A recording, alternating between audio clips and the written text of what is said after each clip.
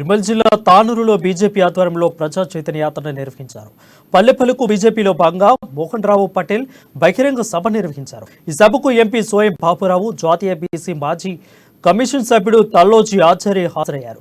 యాత్రలో ప్రజా సమస్యలను తెలుసుకున్నానని, యువతకు ఉపాధి అవకాశాలతో పాటు ప్రజలకు సకల సౌకర్యాలు కల్పించడమే తమ ప్రాధాన్యమని మోహన్ రావు పటేల్ అన్నారు. తల్లోజీ ఆచార్య మాట్లాడుతూ ఫామ్ హౌస్ నుండి బయటకు రాని ఒక రోగి చేతిలో రాష్ట్రం సతమతమవుతుందని విమర్శించారు. మళ్లీ కేసీఆర్ ప్రభుత్వం వస్తే రాష్ట్రంలోని చాలా ప్రాంతాలు భయంసలా మారుతాయని అన్నారు.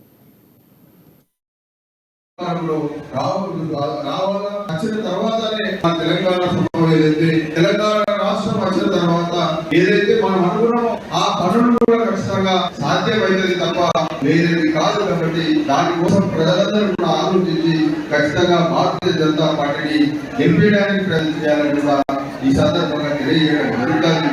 అదేవిధంగా ఇంకా మోహన్ రావు పటేల్ లాగానే చాలా మంది కూడా ఇవాళ భారతీయ జనతా పార్టీ పనిచేయడం జరుగుతుంది. భారతీయ జనతా పార్టీ కోసం ఎవరైతే పనిచేస్తారో వాళ్ళు ఖచ్చితంగా భారతీయ జనతా పార్టీ ఆదుకుంటుందని కూడా ఈ సందర్భంగా తెలియజేయడం జరుగుతుంది. కాబట్టి మీరందరూ కూడా మోహన్ రావు పటేల్